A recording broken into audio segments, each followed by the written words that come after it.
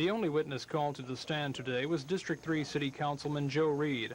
Attorneys for those who opposed the redistricting plan spent most of the morning with Mr. Reed going over the history of annexation and redistricting in Montgomery. Mr. Reed explained the concerns he says he and many other blacks had about what those moves could mean to black voting strength. Mr. Reed also went over the voting patterns of blacks in Montgomery, saying low black voter turnout could be the result of years of discrimination.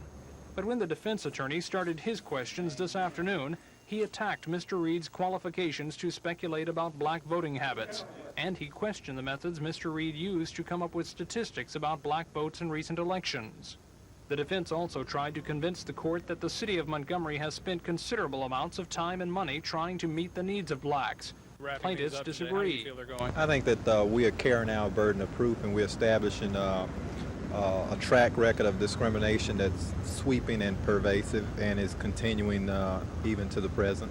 And that's the real issue, is whether or not they'll have 4 black councilmen on the council.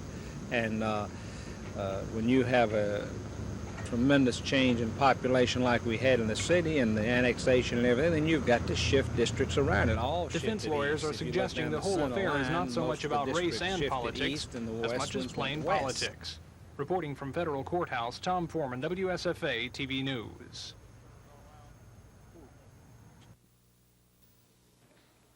District 3 City Councilman Joe Reed was the only witness in this, the second day of the trial.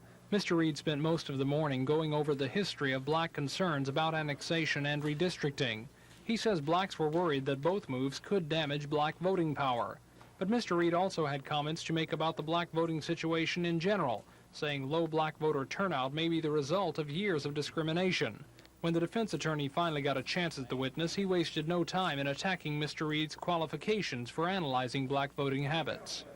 But only one part of the suit deals with weakening of black voting strength. Another section deals with the 1978 City Council agreement to try to redistrict the city so as to maintain the current black-white ratio in the council. Mr. Reed was asked if he felt a decision made by a previous council should be binding on the current council. He said no, but he argued that it should be binding on the individuals who signed it, and many of them are still on the council. Those who oppose the redistricting plan say Montgomery has a history of discrimination against blacks, that city government doesn't readily respond to black citizens' needs. Defense attorneys pressed Mr. Reed to explain today if there are so many problems, why more haven't been reported to city government and election officials. Reporting from the Federal Courthouse, Tom Foreman, WSFA TV News. Plaintiffs are Vice President of Operations of Uniroyal, Lloyd Spalter, told reporters the company had been engaged in a series of meetings in an effort to provide the maximum number of jobs and work for the employees of the Opelika plant. About 3 weeks ago, an agreement was reached between the company and the union committee on a program to solve what Mr. Spalter called Opelika's non-competitive problem. He pointed out the plant had been suffering more cutbacks and reduced working hours than any other Uniroyal tire plant because of Opelika's non-competitive production cost. The tire building employees voted overwhelmingly to reject a program that provided more effective utilization of equipment and improved production output that Mr. Spalter says would have lowered the cost of each tire and made the company more competitive. Mr. Spalter says the company was forced to take production cutbacks because of the rejection of that production program. He says future market conditions and whether the Opelika facility can become more competitive will decide if today's announced layoff will be long or short term. Matt Carmack, WSFA TV News. Continue their efforts to improve the competitive.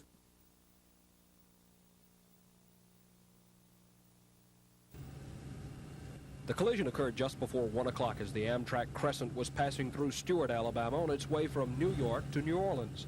Hale County Sheriff H.C. Colvin says a tractor-trailer rig apparently lost its brakes and was in the middle of the track crossing on County Road 42 as the train came through.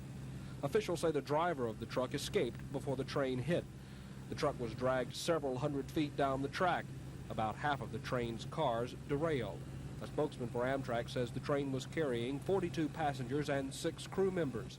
16 persons on the train were injured. They were taken to Druid City Hospital in Tuscaloosa. Hospital spokesperson Lucy Jordan says the victims suffered wrist injuries and multiple contusions. Ms. Jordan says 3 of the 16 will be admitted for further treatment. The rest, she says, will be placed in buses along with the uninjured passengers and crew to complete the trip to New Orleans. 2 specialists from the National Transportation Safety Board in Washington are on their way to Stewart to investigate the derailment. It's estimated that it will take from 1 to 3 days to clear the track and repair it. Dennis Latham, WSFA TV News, Stewart, Alabama.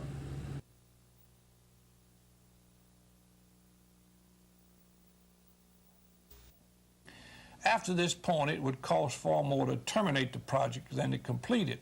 An all-out effort has been going on all year to try to gain new supporters and keep the ones we got last year. The fact that we have escaped votes on the floor thus far and delayed voting until after the election is most encouraging. It demonstrates the success of a highly effective and intelligent strategy on the part of Tennessee Tom Bigby's supporters in the Congress. I believe we will be successful again this year. The Tennessee Tom Bigby Waterway must be built. Our economy demands it.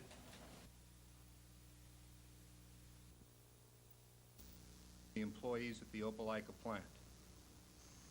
Now that these efforts have been concluded and a decision has been reached, we feel it is appropriate to inform the citizens of the community.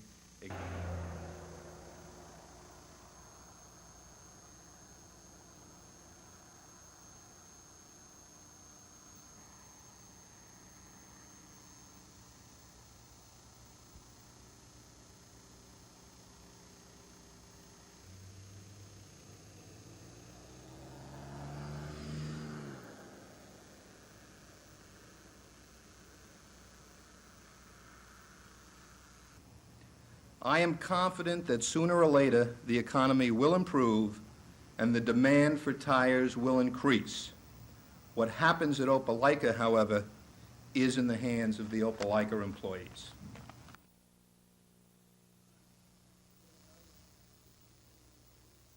Hourly and salaried jobs. Jim Lane and I both express sincere hope that the Opelika employees and the local union will continue.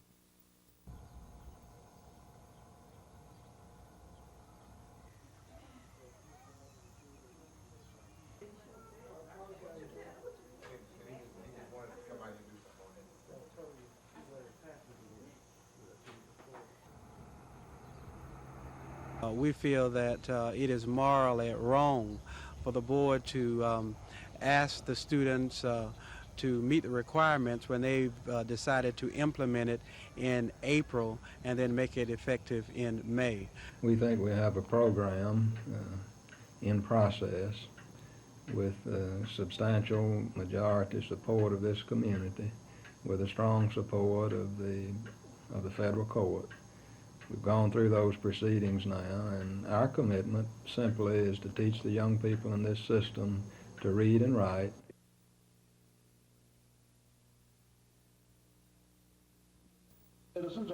Both winners and losers in the Democratic primary showed up at the Capitol, hundreds of them representing virtually every level of government. There was a twofold purpose to the rally. One, to counter former Democratic gubernatorial candidate Joe McCorkadale's endorsement of Republican nominee Emory Farmer last week, and two, to show solidarity among Democrats, both of which translate into concern of the Republicans in November. But I think the Democrats are very confident, but they're going to work hard. They're confident, but they're going to work hard. So they don't take nothing for granted. Democratic gubernatorial nominee George Wallace led the unity charge. People of all races who are Democrats have joined together on this Democratic Solidarity Day to say that come November, the Republicans, the special interest Republicans, are not going to take charge of Alabama's government here in this state. He was backed up in his rich versus the poor campaign by the state's Democratic congressmen and state officials. Senator Howell Heflin said he was glad to see so many Democratic local officials, including coroners, who he kiddingly accused of practicing for a Republican funeral in November. Chris Grimshaw, WSFA TV News at the Capitol. Is a group of George Wallace's cronies. The sternest test of this football season so far for Alabama comes this Saturday in Birmingham when the Crimson Tide lines up against third-ranked Penn State. The Nittany Lions feature one of the top passing attacks in the country, and Coach Bear Bryant knows the Tide will have their hands full. And his prime concern centers around this man, Todd Blackledge, the Nittany Lion quarterback. In 4 games, Blackledge has already thrown for close to 1,000 yards with a completion percentage of 60% and an almost unbelievable 15 touchdowns. Bryant says he may be the best around, and he's pondered all week on how to stop him. Well, the key to stopping any pass attack is a good pass rush. On the other hand, if you put on a great rush and they know it's coming, they can hurt you, dropping it off to a hot receiver, we call it. The thing about it is be able to rush him and guess with him, or guess with the quarterback, or whoever calling signals, and rush him at the right time. If you do that, you have a chance. If you're wrong all the time, you don't have a chance. Alabama's defensive secondary has been much maligned this season, and most feel that if the Crimson Tide has a chance to win Saturday, they must get the good pass rush to help the defensive backs. We'll have more on that tonight at 10. Reporting from Tuscaloosa, Rick Pons, WSFA TV. 39-year-old Tommy John gave up 3 runs to Milwaukee in the first 3 innings, gave up only 3 hits the rest of the way. The Angels won the game 8-3, and Tommy said he got stronger as the game went along.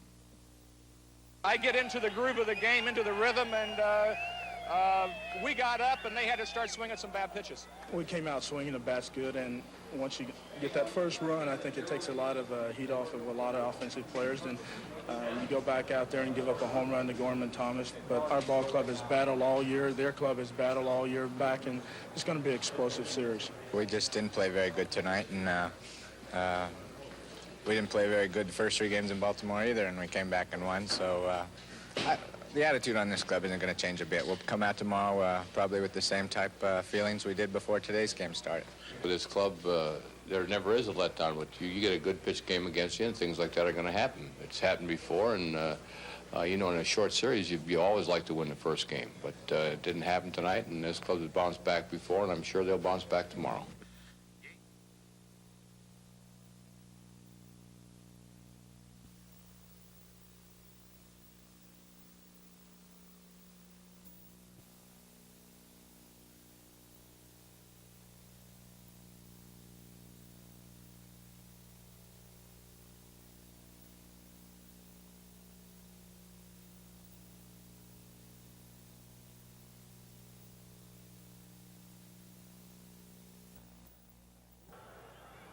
Most agree in order to stop Penn State, Alabama must slow down the Nittany Lions' potent passing attack, and in particular, quarterback Todd Blackledge. I think we're going to have to play a little bit better than we did in the past, and anytime you got a quarterback like him, you know, I think the key to beating him is to get some pressure on him and not let him throw the ball when he wants to throw the ball, but make him throw it before he wants to. And it's going to be a great ball game. They've got a great quarterback. They've got 2 great running backs. They have a very balanced attack.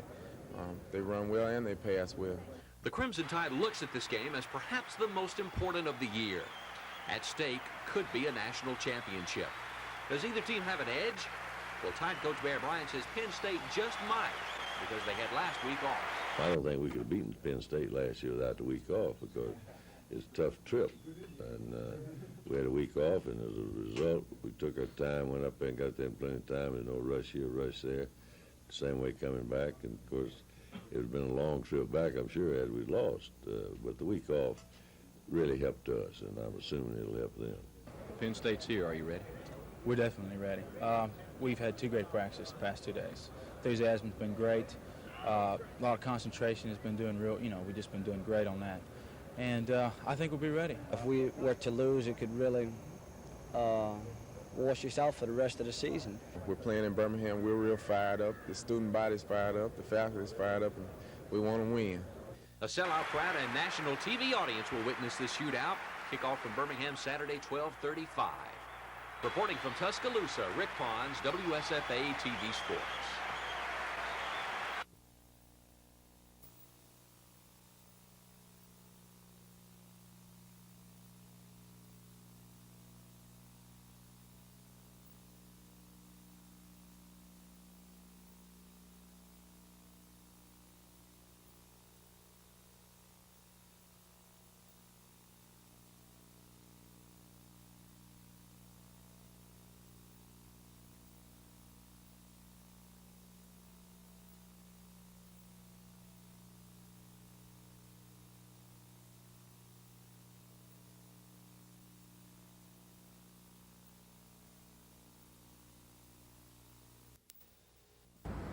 Today's hearing sounded more like a history lesson on community development grants than a suit on reapportionment. Lawyers challenging the city's redistricting plan say they're trying to show city officials are unresponsive to black needs. City Councilman Joe Reed testified that some federal grants intended for low-income communities were diverted to white, middle, and upper-income sections of Montgomery. Reed says while residents of Newtown and Lower Wetumpka Road were suffering from flooding and drainage problems, community development grants went for projects like a golf course for Lagoon Park and a baseball field for AUM. Attorney George Azar, representing the city, said those charges are misleading. City figures show that by far the majority of the federal money went to minority sections of Montgomery. In 1975, 91% of the federal money went to predominantly black neighborhoods. Under cross-examination, Reed said that wasn't enough, because every dime of the money should have been spent in the areas until the problems there were eradicated. It appears this case will go into another day, and if it should go past noon tomorrow, it will be continued. There's been some scheduling conflicts on the court docket, which means that it could be some time before a final ruling is issued in this matter. Reporting from the federal courthouse, Don Phelps, WSFA TV News. Childhood poisoning. They're called the lookalikes. Candy, colorful, just like vitamins and pills. Toothpaste that looks similar to muscle-soothing ointment, apple juice, a twin of liquid toilet bowl cleaner, and furniture polish. To a child, it's easily mistaken for syrup. Consumer product safety officials say childhood poisoning is still one of the major health problems in the home. But now, officials say other fatal accidents are taking place outside the home. I saw it fly back into the left side, hitting the face, neck, or shoulder area, and with often disastrous results. There are safety features such as a brake here, so that when it flies back and your hand hits that throws a clutch mechanism stopping the blade. So we're working with local officials and with state officials to be sure that people know about these safety features and that they look for them in buying chainsaws. Statistics show fewer children are accidentally swallowing aspirin, which led the list for a long time as the #1 cause of poison ingestion among kids. Officials say safety caps have helped drop the rate of aspirin-related deaths by 72%. Kim Davis, WSFA TV News. Household plants. Many, if swallowed by children, can poison and kill them. Statistics show plants are the #1 cause of poison ingestion among kids, replacing aspirin, which led the list of household products for several years before safety caps were required by law to be used. Statistics show child deaths due to aspirin swallowing are down 72%. Its own Consumer childhood product poisonings, safety and we're hoping to officials get a are good proud of turnout that figure, there. but say childhood poisoning That's is still still one of the major one of health the problems in major this health country, problems is in the childhood home. poisoning. Officials want parents to be on the lookout for what they call the lookalikes. These are medicines, this is candy. And to a young child, the difference is not very obvious. Toothpaste, which mother and dad encourage the child to use, a medicine which could be harmful if the child uses it, things that you find in the kitchen such as apple juice and cleaner, or even worse, the old English type furniture polish, which is quite toxic, looks very much like Karo syrup to a child. Now, officials are spreading the word to pharmacists, hoping You know, they'll in alert safety, their customers about prescription you know, drugs you're and gonna the need find, to I keep think, them that in people vials with rather safety the caps. risk Officials know the caps because the can be an identity has been inconvenience, lost. but they also So that's know one of the caps the can major save things. lives. And if we can Kim get Davis, pharmacists, WSFA working more to TV News. alert people to things. The program was meant to be a reminder. Montgomery police and firemen must sometimes go the extra mile to serve a special segment of the public, the disabled. Sergeant Roy Campbell of the fire department says his men not only realize it's their duty to help the handicapped, it can be their joy, too. Sergeant Campbell says his first priority is to help disabled persons prevent house fires. Immediately their home can become a prison, because it may not be as simple for them just to get up and walk out the door as it would for many of us in here. Major R.E. Fisher says the police department answers calls for help from the handicapped 7 days a week. Major Fisher says one trouble spot is trying to control the use of parking spaces for the disabled. Miss Betty Fitzgerald was the inspiration behind today's program. Miss Fitzgerald chairs the state committee for the Year of the Disabled Person. She encouraged the audience to do what they can to help the disabled. Susan Silvernail, WSFA TV News. could be prorated. The announcement was not really a surprise to anyone. Earlier this week, the word that Dr. Rayner intended to step down sifted through the halls of the Capitol, but administration sources denied knowing anything about it. But today, Governor James said it had been agreed to several months ago that when the administration worked its way out of a troubled end of the 1981-82 fiscal year and set a course for the new fiscal year, Rayner would return to an Auburn University engineering faculty job. Today, I have concluded 2 acts which will signal the conclusion of my state service forever, believe me. I tendered my resignation in accordance with some prior agreements that the governor and I had as he enumerated them. And I also completed my application for membership in the James Administration Alumni Association for Finance Directors. So I have... Dr. Rayner had headed up the Auburn Engineering Department, but now says he has no intentions of entertaining any administrative position, and he says he has no interest ever of serving in state government. Dr. Rayner's departure opened the door for yet another finance director for the governor. Deputy Finance Director Joe Broadwater was given the nod. Broadwater recently chose to stay with the Finance Department after the courts told him he couldn't work for the Finance Department and be the director of the ABC division. Broadwater's departure from ABC meant another vacancy filled by Floyd Mann. Mr. Mann will take a leave of absence from his current post as the executive assistant to the president of the University of Alabama to work the remaining few months of the James administration. Chris Grimshaw, WSFA TV News at the Capitol. The costs are reduced if the Fed... The Democrats or the Republicans or whomever for the mess we're in. All we're going to do is stay in that mess and go into it deeper. I think what we've got to look at is how we're going to get out of it. And are the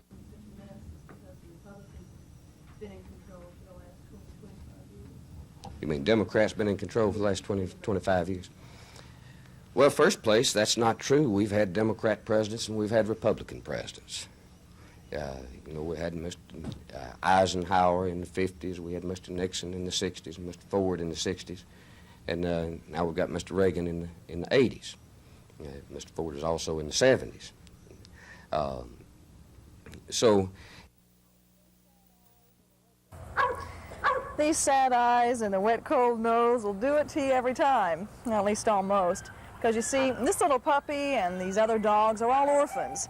They don't have homes. Right now, they're living at the Humane Shelter, and they're all part of a 13 million surplus of dogs. Why are there so many dogs? Well, I believe the biggest problem there is that there's just so many dogs that haven't been spayed or neutered. We nationwide, they haven't. It just hasn't become aware. They haven't become aware of the seriousness of this problem. Anderson says most of the dogs brought into the shelter are strays picked up by animal control. He says the shelter keeps the dogs for 7 days to give their own habitats and clean them. After that, the dogs belong to the shelter. There's no available for adoption. Gina Gregory, WSFA TV News. The majority of today's testimony centered around what Montgomery did with community development funds from the federal government. City Councilman Joe Reed told Judge Myron Thompson that Congress intended the money to go to low and moderate income neighborhoods. Reed charged that predominantly black sections of town had to go without needed improvements, while the city built a golf course at Lagoon Park and a baseball field at AUM. Today's testimony about community development grants left some in the courtroom wondering what the grants had to do with reapportionment. District 6 City Councilman Donald Watkins, who's an intervener in the case, says the grants are very pertinent to the case. Well, the cases on this point seem to indicate that a showing of unresponsiveness to the black community's needs in terms of the delivery of city services is one of the elements of proof on intentional discrimination with respect to vote dilution and gerrymandering and redistricting. An attorney representing the city, George Azar, said Reed is only telling part of the story. City figures show by far the bulk of the federal grants went to predominantly minority sections of Montgomery. From 1975 until last year, predominantly minority sections received from 55% of the money from community development grants to 93%. Due to a crowded courtroom docket, the case will be heard by Judge Thompson until noon tomorrow, and the rest of the trial will be continued at a later date. Don Phelps, WSFA TV News.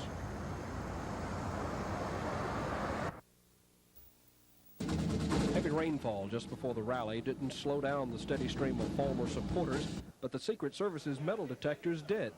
Vice President George Bush was in town, and as usual, the Secret Service wasn't taking any chances. Fulmer supporters were treated to hot dogs, soft drinks, and apple pie. They were given flags, posters, stickers, banners, and balloons. After the musical entertainment came the political entertainment. The National Democrat Party has said that they're going to give Wallace a blank check. I think we're going to see some indeed strange bedfellows.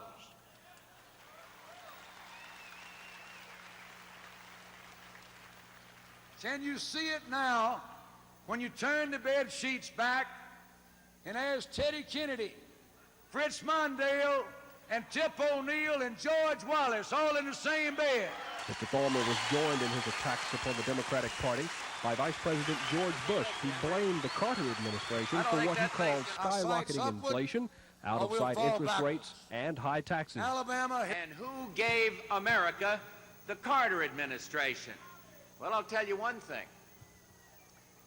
Emery Fulmer wasn't up there on that stage in Madison Square Garden with Walter Mondale and Ted Kennedy and Tip O'Neill the night that Jimmy Carter was nominated in 1976. I don't remember seeing him there.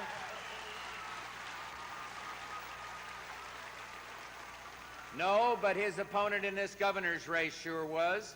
On Friday, the Fulmer campaign visits the Phoenix City, Hurtsboro area. Dennis Latham, WSFA TV News in Birmingham. Alabama. Rex Rayner has said for a long time that he'd like to return to a university to teach, but many didn't expect him to make the switch before the end of the James administration. Dr. Rayner will join the Auburn engineering faculty, ending his stint in government. Service forever, believe me.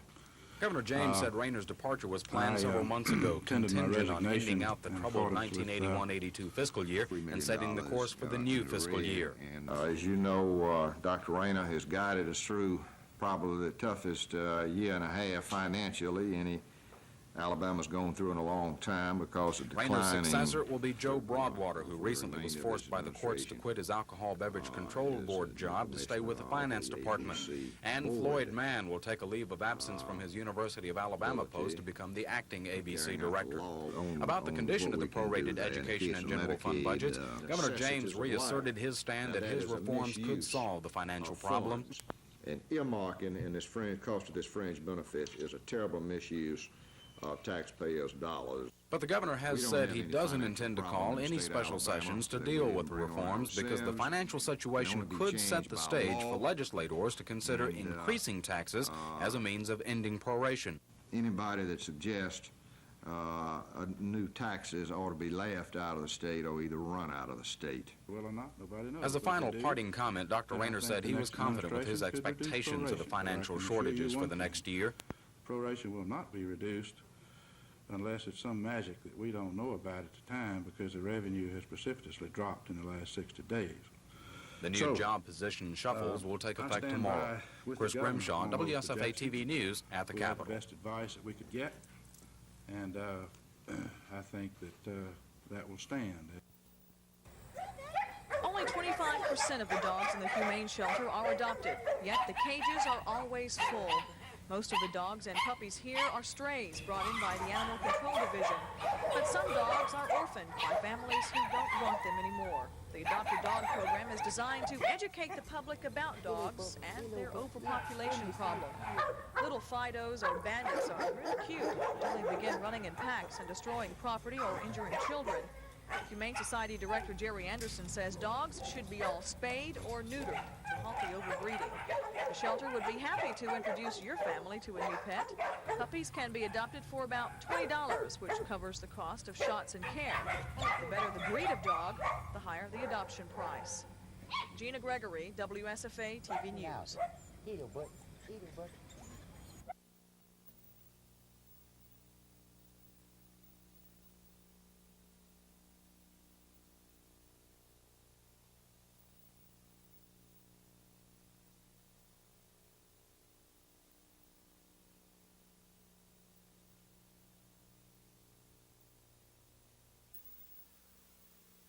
Well, I think, according to Coach Paterno, they're a lot quicker. They lost some good football players last year, interior people. They're losing the skilled people. And they have great confidence in their passing and their passing attack, and I think their passer has great confidence in his own ability and the ability to move the football. When you're down out of the game, not out of the game, but you're behind with, I guess, less than a minute to go, about a minute to go, and you take the ball length of the field, and you have confidence you're going to get it in there, and they did, and that's bound to help them a lot, too, for the future. That, of course, that's what they did in Nebraska.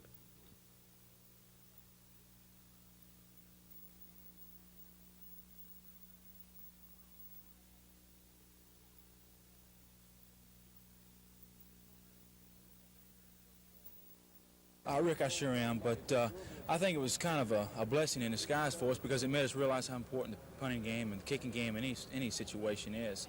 At Vanderbilt the week before that, we came awful close to having a couple other punts and blocked, and I'm just glad it happened in Arkansas State and not Penn State this week, and just hope that something like that won't happen again. Other than the block punt last week, are you pleased with your kicking and the kicking game? I'm pleased just because I'm able to punt for Alabama. That's what I'm pleased about. And, to contribute to the team in any way to win national championship. I think overall, I think that I can do better. I had one or two punts at Vanderbilt that weren't so hot. And, those are the kind of things that, need to be improved on. And so, individualized, I'm happy, but there's room for improvement.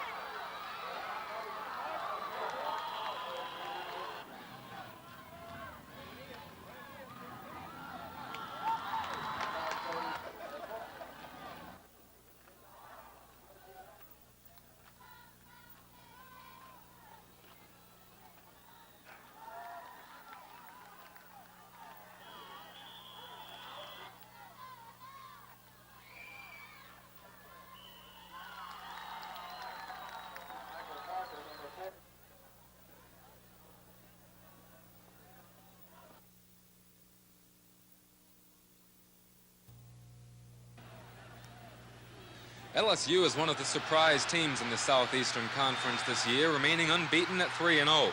The Tigers are led by two freshman tailbacks, Dalton Hilliard and Gary James. Number 21 Hilliard is the big play man, averaging 16 points a game. In last week's win over Florida, he scored 3 touchdowns. His alternate, number 23 Gary James, has scored twice this season, once on the ground and once through the air. These two, plus senior quarterback Alan Risher, have made the LSU Tigers a formidable offensive threat.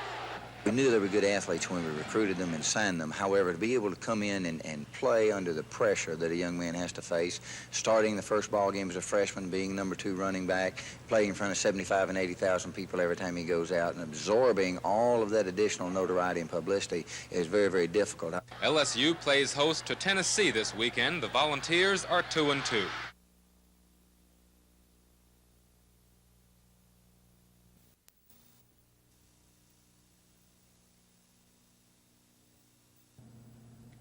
We don't know, Clay.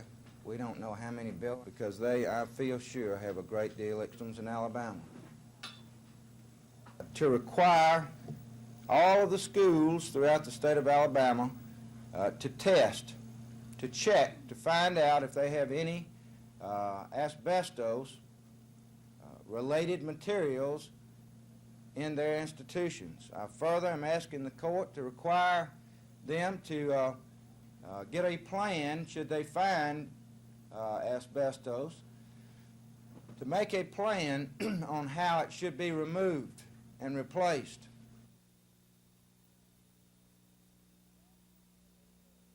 The fact that they have this material in their schools, and detect it. It's obviously inhaled if it's being suspended there, and even if it hits the floor, any activity is going to recreate a problem. Anyone that goes into that school is exposed. Lawsuit, we feel like we're going to be successful with it, and I feel, in my judgment and in my discretion, and I think in the minds of a lot of parents throughout this state, and if little small school children can form the kind of judgment and use the kind of discretion that's necessary, I would say that the first priority that we need in our public schools today is to remove a material that potentially is life-threatening.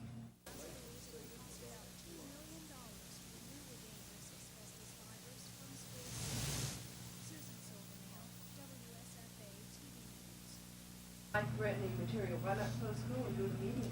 All right, to answer your first question, I personally was not made aware of this. Throughout our school systems in Alabama,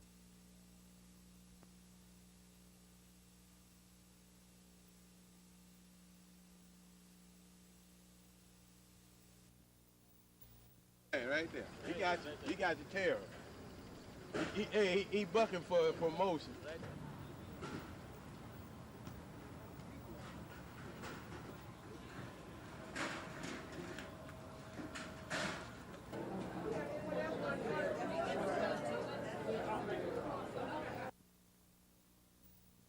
Today for lunch. Since February, these people have been conducting interviews, sending out questionnaires, and tabulating responses from area residents about their cultural needs and likes.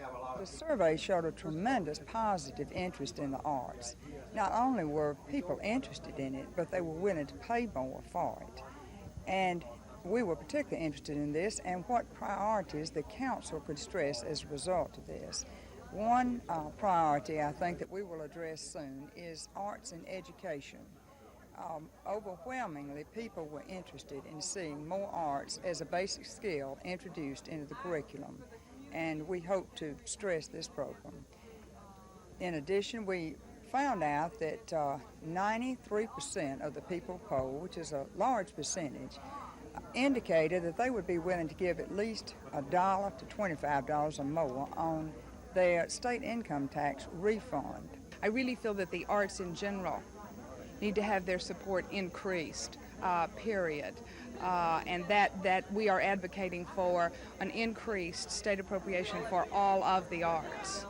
Now with the answers in hand, the Business Committee for the Arts and many local businesses want to begin making their dreams a reality. Gina Gregory, WSFA TV News.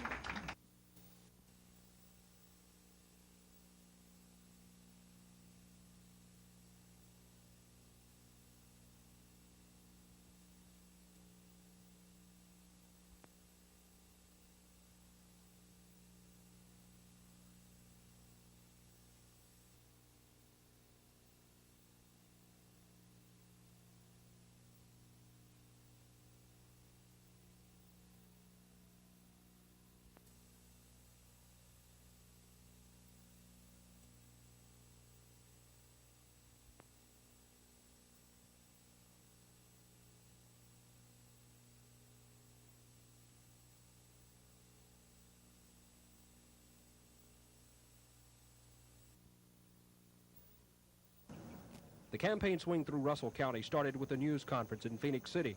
Falmer says the National Democratic Party's offer of financial help to George Wallace is evidence the former governor has ties with Senator Ted Kennedy, former President Jimmy Carter, and House Speaker Tip O'Neill. Falmer was questioned about Wallace's apparent disinterest in the National Democrats' offer of money. I don't believe I'd be trying to take credit or any assistance from that group either. Not in Alabama. I don't think that as I said earlier, the likes of Teddy Kennedy, Fritz Mondale, Tip O'Neill, Jimmy Carter's group, sells too well in Alabama. So if I got caught with somebody offering me that support, I believe I'd have said I don't want it either. Palmer then had lunch with about 60 supporters. He told them he wants to see an end to social promotions and a return to discipline in the classroom. Just down the road at Hatchachubby, Palmer visited a lumber yard. Speaking from a stack of lumber on a forklift, he told workers about his respect for the working man and the need for jobs. We got to have jobs, and we got to have a lot of them. And jobs come from having good government, having a good leader. Hurtsboro was next. Palmer went door to door down Main Street, shaking hands, asking for votes, and passing out campaign literature. At City Hall, he praised the townspeople for their efforts toward rebuilding the town following the April 1st, 1981 tornado that devastated much of the community. Future campaign stops include Tuscaloosa, St. Clair, and Calhoun County. Dennis Latham, WSFA TV News with the Palmer campaign in Hurtsboro. That's right. Glad to see you. You doing okay? Good. I'd appreciate your help.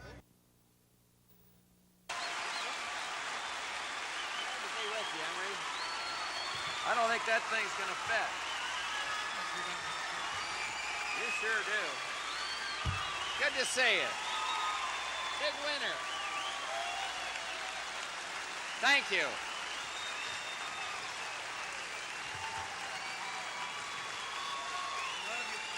Thank you very much, ladies and gentlemen. Thank you. Thank you very, very much. It's great to stand here next to a winner, believe me.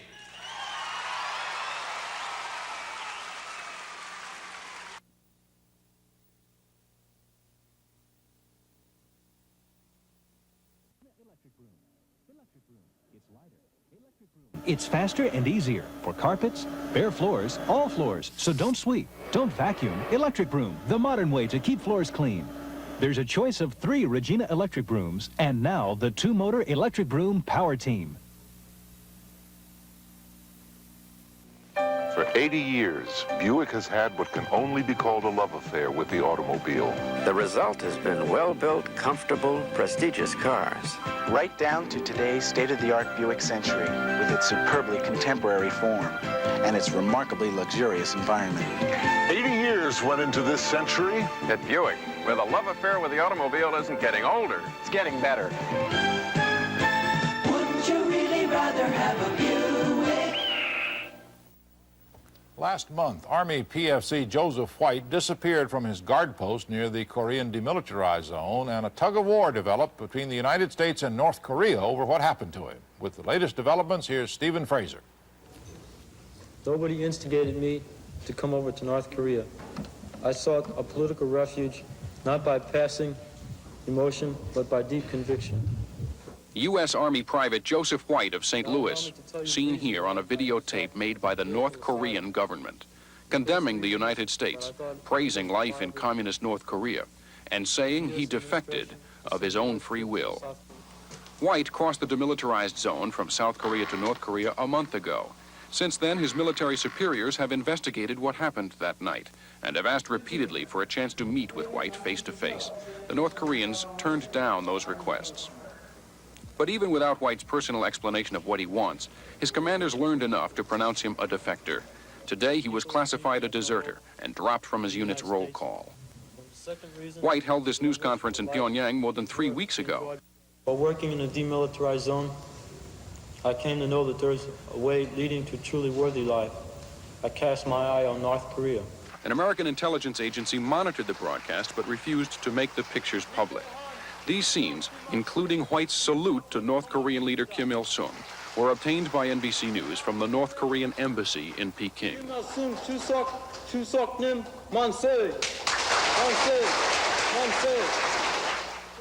Stephen Fraser, NBC News, Tokyo. These children are called Amerasians. Those are children with Vietnamese mothers and fathers who were U.S. soldiers in Vietnam. There are maybe more than 25,000 of them in Vietnam, and up to now, the United States government has been reluctant to take them in. But today, 11 of them left for America, and Jack Reynolds saw them off. They're not only victims of war, they're also victims of prejudice and poverty. They live in the streets, beg, sleep in doorways. The most charitable thing they're called is Amerasians. The Vietnamese call them the dust of life and America's throwaway children. You guys, I want to see the girls. Today, 11 of those children departed for the United States, leaving Vietnam for a country that 10 of them have only heard of and 1 doesn't remember. Nguyen T. An Chuet will be known from now on as Jean Marie Tanis. Her father, Gary Tanis, from Vancouver, Washington, has spent the last 2 years trying to get Jean Marie out of Vietnam.